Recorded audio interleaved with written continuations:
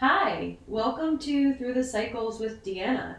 I am your host, Deanna, obviously, and I am really excited to be sitting down with a microphone in front of me recording this podcast for episode 1. I haven't been mic'd up in a really long time, so this feels very natural, very good for me, and I'm excited to be here with all of you and share a little bit of my life. So today I wanted to talk about the concept of the self. I have had a really deep journey recommitting to myself and reconnecting with myself through the last, really through the last 5 years, but like jump started through the last 2 years. So, yeah, let's talk about the self. Let me give you a little bit of background into how I got here and what led all of this to come to be. So let's take you back to my senior year of college. I have been out of college now a year and a half. I graduated in 2023. So yeah, about a year and a half. I am pretty in tune with myself at this point, um, and fully aware that the behaviors that I was partaking in weren't going to be a permanent thing. Those behaviors being drinking 4 days a week and smoking every single day, multiple times a day, and just really like fully embracing the party culture aspect of college. My senior year, I wanted to live it the fuck up, and I didn't want to have any regrets in how much I went out or how much I hung out with my friends. I wanted to fully embrace that. So the pandemic happened my freshman year of college. I pretty much had just gotten, used to college and living away, starting to make friends, and then boom, that pandemic happened March 2020. So, and then I was home and I didn't go back to school to live there until my junior year. So I felt like this sense of I need to go out as much as possible. I need to party as much as possible. I need to not say no to plans. I need to be doing something all the time. And what that was rooted in was loneliness. I did not know how to be alone, nor did I ever want to be alone when I was in college. If you've ever been in college, you know that there is something to do every single night, and most of the time it's drink and party. So that's what I did. I searched for plans every second I got. I was always doing something, always asking my roommates to hang out, and it was to fill that void of loneliness. Because when I was alone with myself at that time, it was uncomfortable, and it forced me to be with my thoughts and take a look at who really is Deanna. And I didn't like that. So I constantly surrounded myself by people and things and any form of escapism I could. The partying, the drinking, the smoking a lot of weed. That's where all of that sort of came from. But I was simultaneously so aware of my actions and so aware of where the root was. And I sort of told myself my senior year of college that this is temporary. This is temporary behavior. This is temporary escapism. And in a way, I used it as an excuse to not do the work and to not grow. But in another way, I'm happy that I kind of let myself enjoy college the way that I had always imagined college would go. And I have no regret in that. I think it took a lot of self-discipline to get all my academic work done and be a good student and show up to class and get straight A's and graduate, with a 4.0. So yes, all of those things were happening, but they weren't taking away from my academics. They were just really a part of my social life. So at this point, I'm drinking a lot, I'm partying a lot. Senior year is sort of nearing towards the end, and I've taken note with myself that these these things aren't going to be something that I carry into my future, these behaviors. So on graduation night, I was sort of saying goodbye to a lot. I mean, you're saying goodbye to college, the last 4 years of your life. You're in a way saying goodbye to all the friends you made who you're not going to live with every day and see all the time.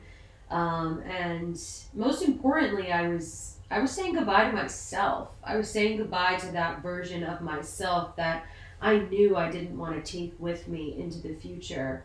And there were elements of myself that I knew would carry over, but there were elements that I knew I didn't need to bring with me throughout the rest of my life. That last night of college, the day we graduated, I lived it the fuck up. I lived it the fuck up. And it was a massive, massive farewell for me in all aspects. And that was really where I ended college off. Right after graduation, I found myself in a relationship with one of my friends in college, which is a whole separate story. I love to share how I met my current boyfriend now.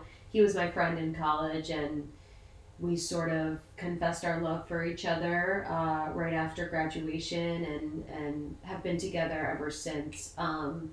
And that's a unique story in itself, how we navigated being friends into becoming lovers. And yeah.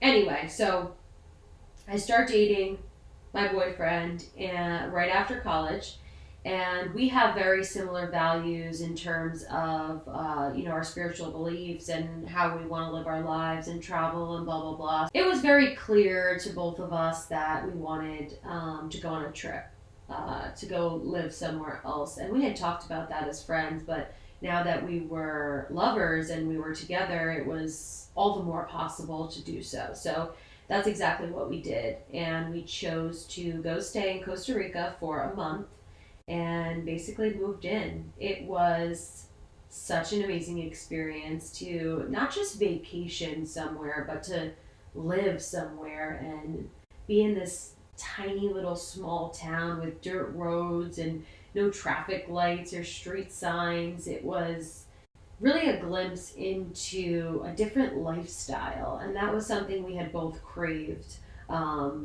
That we were gifted from the trip. We craved other culture and other lifestyle, and something different, slower, more present, more intentional, and that's exactly what we got from Costa Rica. So while being in Costa Rica, we both kind of went there to figure ourselves out. We enjoyed the summer post grad, and then we took this trip to Costa Rica in the fall. So the summer we were I was really just like dicking around, enjoying my last moments of no responsibility. And then we take this trip to Costa Rica in the fall. And we were both just sort of trying to figure out who we wanted to be in the world. This concept of self really started to become very prevalent to me during this time of what do I want to bring into the world? Who am I? What do I value? Who do I want to surround myself by? All of these questions that were leading to the self. Who was I in here? Not so much who I presented myself to be, because in college I took on the persona of party girl. I mean, even in high school, I was, cool and loved to party and all these things that people put on me that I then embraced for myself. And it was never me. It was a character I was playing. It was a safeguard that I put up to the world so that nobody could really see who I was. And that concept really started to show itself to me while being in Costa Rica. And one day I started writing. And writing was something I always done from a very young age. I remember writing these like crazy detailed stories for class and for fun, and I always kept a journal. But writing was always confined, and it was always for an assignment or for a paper, or it had a certain word count, or they gave you a prompt, and I was good at it and I enjoyed doing it, but it was always very restricted and confined.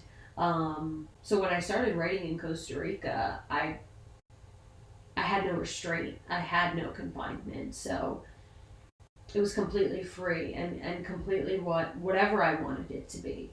And at the time, I was completely unconscious to the fact that I started writing a book. I was so in flow writing that I didn't even realize what I was doing. And yes, I was unconscious to what I was creating at the time, but I was so present with the universe, with God, with the source, whatever you want to call it, that I was just in complete flow. And if you've ever been in that flow state before, they call it the flow state, you know that it's just a straight channel flowing through you. And that's exactly what I was doing. Fast forward a little bit more, spend that month in Costa Rica, come home, and life fucking hit me like a ton of bricks. I had no job. I have now been out of college a couple of months at that point, and I felt pretty lost. I felt pretty confused. I Every day was like the same day. It was like repeating, and my family would go to work, and I would sit home and feel useless. I felt like I had no purpose. And it wasn't nice. It didn't feel good. It was depressing in a way. And I've struggled with depression in my past, and I can touch on that, in other episodes. But this was different because it was societal pressure that I was listening to.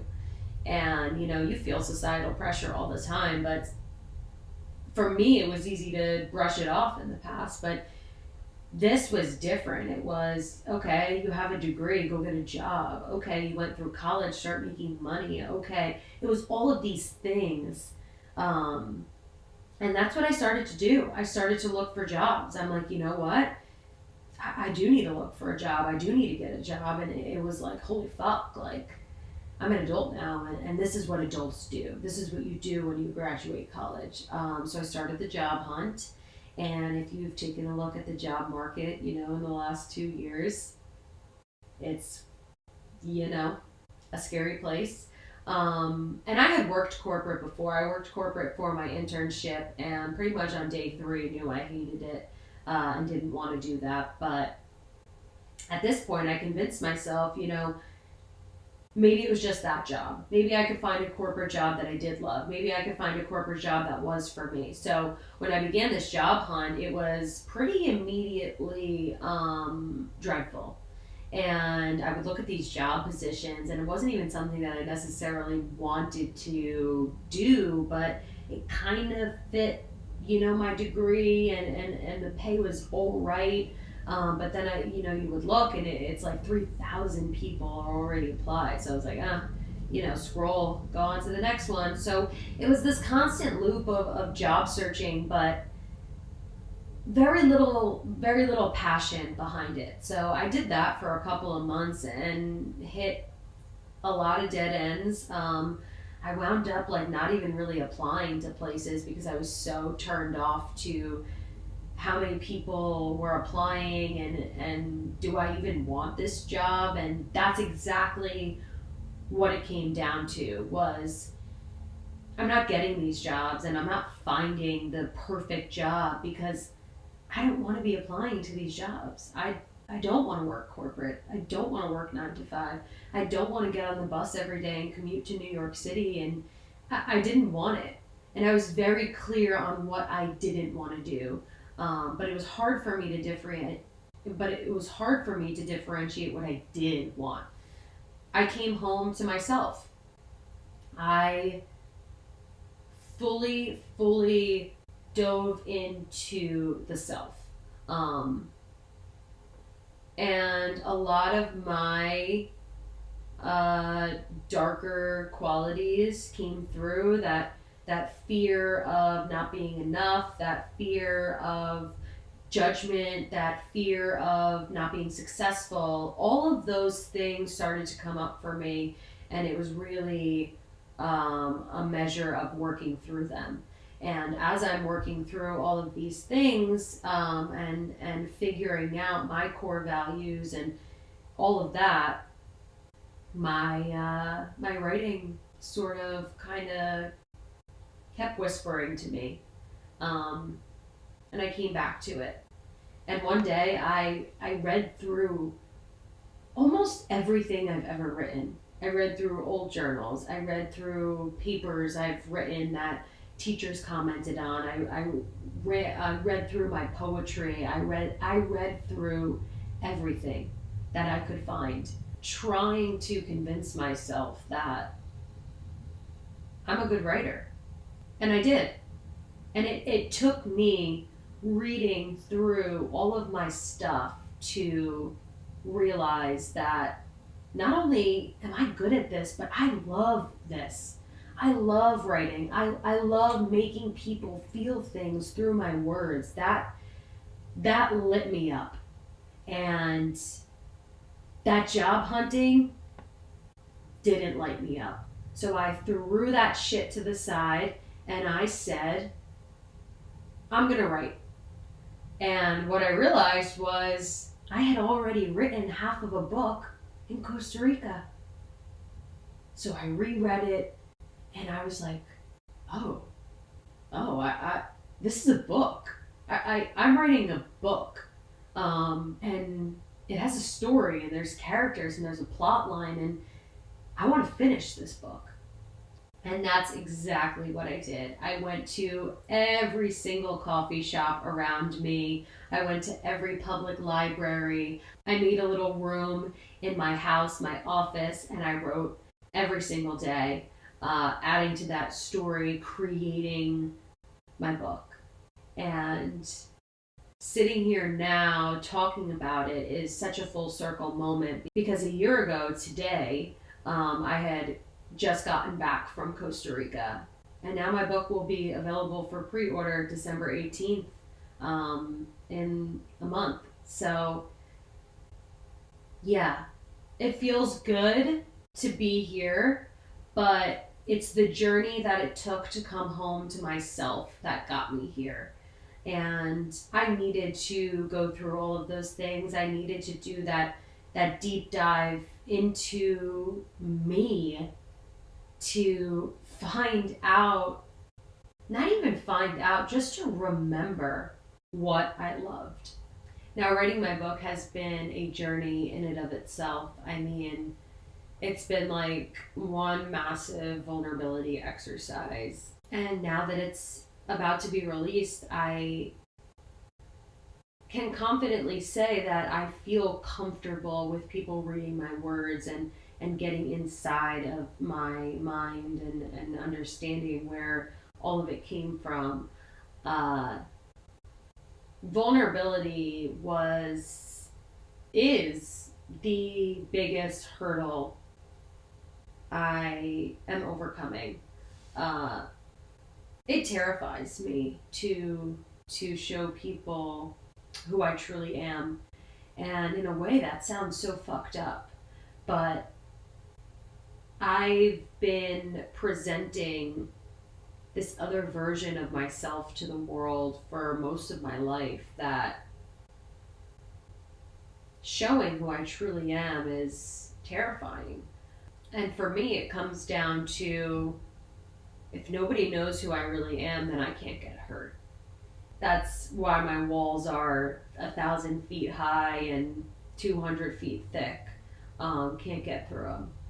But getting comfortable with being vulnerable, the catalyst of that really was through my book, through sharing my book, through talking about what it's about, and also my relationship with my boyfriend. He really allowed a safe environment for me to be able to feel like I could be 1,000% myself. I think maybe I had never felt fully safe in the past to be me and to create the version of myself that I thought they wanted me to be. And I think a lot of people can relate to that and do that, especially in relationship, because I know I definitely did. But yeah, through my partner now, I mean, he's so authentically him that I have no choice but to be authentically me. And by him being authentically him, it just creates such a safe and warm environment that I don't want to be anybody else. I just want to be me. So while being in a relationship with him and while writing my book, I was simultaneously really exploring my fear with vulnerability. And I mean, I've come like leaps and bounds. Even just the fact that I'm you know publishing a book is huge for me. So I'm not fully comfortable sharing certain things, but I'm definitely getting there. And this podcast is actually a really beautiful way for me to feel comfortable talking to you guys. Um, for whatever the reason, I don't particularly feel like too comfortable like sitting down in front of the camera and talking to it. I'm trying to get better at it, but I don't know. I feel more comfortable just with a microphone in my hand and sort of talking to myself and knowing that people will listen to it at their own time. And yeah, I don't know why it's different, but it is different for me to talk podcast format rather than like talking head videos. Um, I feel more myself. I feel more relaxed. And that's been a struggle, trying to be myself on camera. Uh, it's like this weird thing for me that I somehow the camera starts recording and I feel like cringy or I don't know, like just awkward and I don't know what to do and do I look weird and it's like all this stuff. But um, it's getting better. And the more I post, the easier it gets. So if you're thinking about posting and being on camera makes you uncomfortable, just start with what makes you comfortable and go from there. And it will get easier the more you post and the more comfortable you get with it. So that's a little bit about me and my homecoming to myself. If I could list out my core values to what I've really narrowed them down to, or less narrowed them down to, sifted through love, family, wellness, spirituality, femininity, authenticity, sexuality, empathy, yeah, just to name a few. So do that for yourself. Write down your core values. Write down every single thing that comes to mind and then circle the ones that really ring in truth for you. And that's sort of how I operate my life now. Does this thing fit into my core values? By doing this thing, does it go against my core values? So yeah, it's a good rule of thumb if you are trying to reconnect to yourself and build that relationship back with yourself, because sometimes we can be so disconnected. Coming back home feels really good. I could talk about disassociation for like hours, and maybe I will because yeah, that's a big one. I was in a disassociative state for maybe like 4 years, in and out. So yeah, I know disassociation very well. Actually, in my book, that's one of the main themes is disassociation and how you can be so disconnected from your body and you sort of feel like you're watching from above. And that's the name of the book. I'll watch from up here. So play on words with that disassociation feeling that the main character has. But anyway, I am a Pilates instructor. I am certified. I'm still getting certified through my intermediate and advanced. But Pilates has brought me back into my body. Yeah, so maybe I'll do that episode together, disassociation, and then how Pilates has brought me back into my body. And yeah, I wanted to touch on the title, Through the Cycles. I felt like that podcast name really rang in truth for me. And as a female, you do live on a hormonal cycle of 4 phases. And I live by my cycle. I live in synchronicity with the moon, you know. Female energy is represented by the moon, and masculine energy is represented by the sun. So I very much live in tune with the moon and with my feminine cycle. I also just loved the concept of the cycle of life and the ebb and flow and the ever changing growth. I'm always in a new cycle. I'm always up to something or not up to something. So I felt like through the cycles for the podcast name just felt really right. Yeah, so I'm going to be releasing episodes once a week. And if you guys want to comment down below and just let me know anything that you want me to talk about, I would love your feedback. I'm pretty down to touch on anything. I'm pretty spiritual and open minded and love to have like very deep philosophical conversations. So nothing's off the table. If you want to know more about my publishing journey through Amazon KDP, if you want to know more about Pilates and my certification process, if you want to know more about my relationship with my boyfriend and overcoming that vulnerability, whatever you want to know. Um, or you have questions, just comment and yeah, I can touch on those. Yeah, so if you are listening, thank you guys so much. I am beyond grateful for your listening ears. And if you're watching, don't you love this little couch? I love this little couch. I thrifted it. It was $30.